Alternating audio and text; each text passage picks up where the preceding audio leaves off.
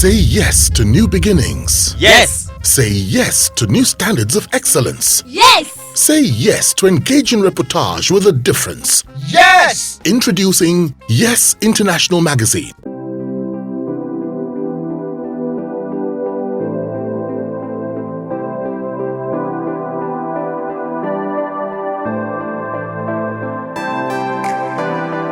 So what exactly is PR?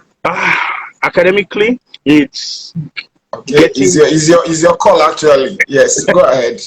Yeah, it's getting the strategy and tactics to get an organization or an individual to connect to stakeholders in a manner that build goodwill and positive image. Okay. Simply. All right. So, what got you interested in that line of business? To be sincere, I don't know, because I actually set out to study law. Okay. I always wanted to be a lawyer. All my elective in Unilag, legal or in law, I smashed. I got A's. But I didn't want to study law in Unilag. I was for some strange reason I wanted to do it in UI. My house was very close to Unilag, so I didn't want to study. So I took mass comm. I took mass comm, thinking that could be a waiting period, and when I get an opportunity to go to UI, I will just go and do law. But I got stuck. I got stuck in the study. And then now I'm stuck in the profession. So, which was the first brief ever, that you handled? That's talking about professionally now. Okay, so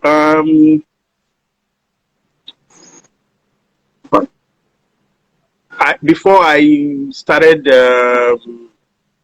doing the agency in 2015.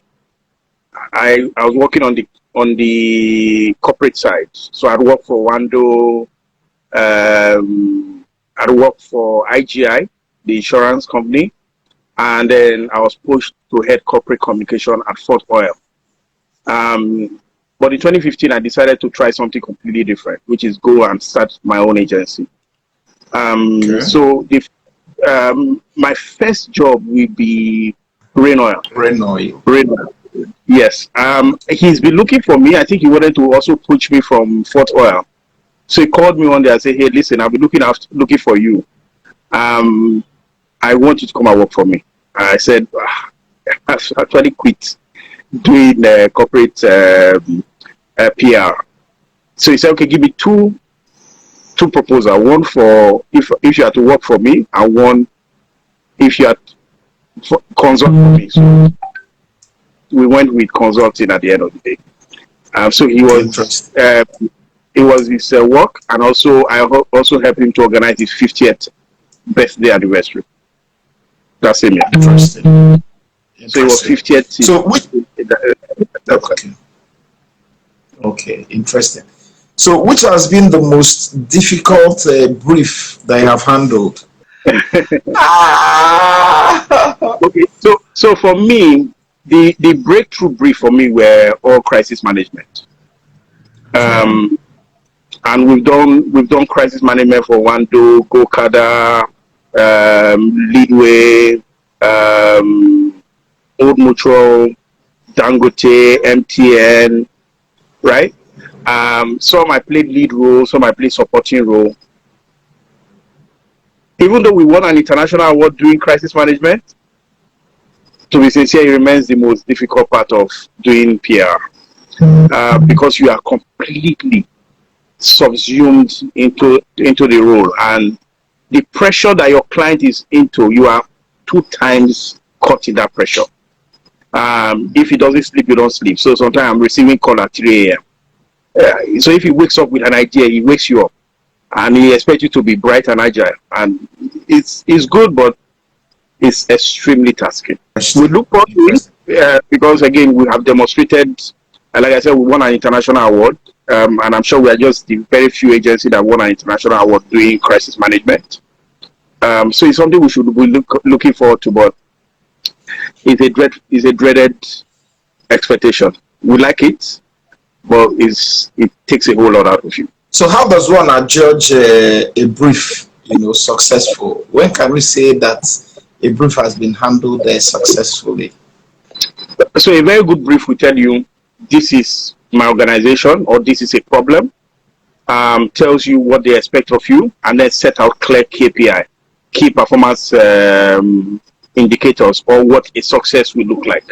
What we do is that we take that success a picture, plant it, and create a bigger one that we want to achieve internally, but to the client, the client might want let's say an A4 frame as a picture of success, but we, in our head, we want an A3 frame, which is 3 times the size of what the client wants. So we always want to blow the client's expectation beyond the brief. So once you achieve that small picture that the client has agreed, you have achieved success. But for us, we want to be exceptionally successful in what we do, and so we just go straight for a bigger outcome. So we are happy when we achieve that bigger outcome. So what do you normally consider before accepting a brief? So it depends. If it's a very big organization, then we want to associate with that big organization. We want to see that the brief is very explanatory about what they want, the stakeholder they are targeting. Sometimes you have to analyze that stakeholder if possible. What exactly you want the stakeholder to say or know or understand about you, and if possible, what is the tone that you would like? If that brief is that deep, then that's very good. But if it's not, we have had 3 occasions where a brief came to us and we completely changed the brief because we thought the solution was not to that brief was not going to achieve the result we want, and so we went all the way to developing a strategy around a new brief. So instead of just sending the brief as we've seen it, what we've done is change the entire brief, the strategy. We rewrite the brief to ourselves and then ask the client whether this will be okay, and then we'll create a completely new solution. Now, talking about handling a brief, what exactly is a brief? I mean, so you have a whole lot of people who will be listening. They will be wondering, we're talking about brief. What exactly is a brief? A brief is a request card, putting it simply. So it's a technical language, simply just saying, this is exactly who we are and this is what we want you to do for us. It's an official document or tools for asking us to come up with a solution for an organization or a person. So what must an agency do on getting a brief? So an agency must immediately, first of all, so we have an intelligence unit and a research unit. So we must study that problem or the organization intensively. And then we must study the industry in which that problem or the organization is domiciled. So I cannot offer a solution in tech if I don't understand how the developer thinks, right? So we've worked with a tech organization before, and the solution they were giving was an everyday solution. But we sat with a tech developer and asked, look, if we were to develop this differently, what will you do? And he said, hey, listen, we can actually make a payment happen in 24 hours. Now, even though I make payment on a fintech platform, you that is making the payment can immediately get value. But the merchant actually wait 24 hours. So what we did was to change it in such a way that we can use existing relationship and some other technical stuff to make sure that the merchant actually gets the money now, and we created communication around that. So we must understand the industry and how it works and how. So I don't think a PR person is one who gets you media. A PR person is one who gets you the positive narrative that can appear in the media or any other platform where people are speaking. by understanding the solution, this problem, and the industry, and how processes work. If, for example, I'm developing I'm talking about tech now. We are developing a product. I must understand whether we must look at it from reputational risk. Will that product, for example, lead to an that can then bring about a reputational damage for the organization? We must be able to look at that. The organization might not see it, but because we are their consultant, we should be able to look at that. We should be able to see that. I'll give you a simple example, right? When McDonald's moved to India, McDonald's burger is based on beef. But in India, you don't eat beef. So if you went to India thinking that selling cow meat was going to make you look good, no matter how jazzy, how chic, how creative your solution is going to be, you are going to get into serious social issues, social religious issues, which can be extremely deadly for the brand and its proponents. So we must know clearly how a consumer is going to accept what you are sending them, not just only the message, but the product itself. So we must know clearly how the consumer is thinking.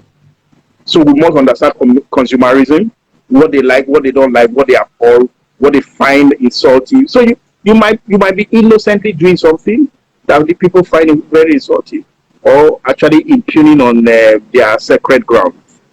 So that is what we should be looking at.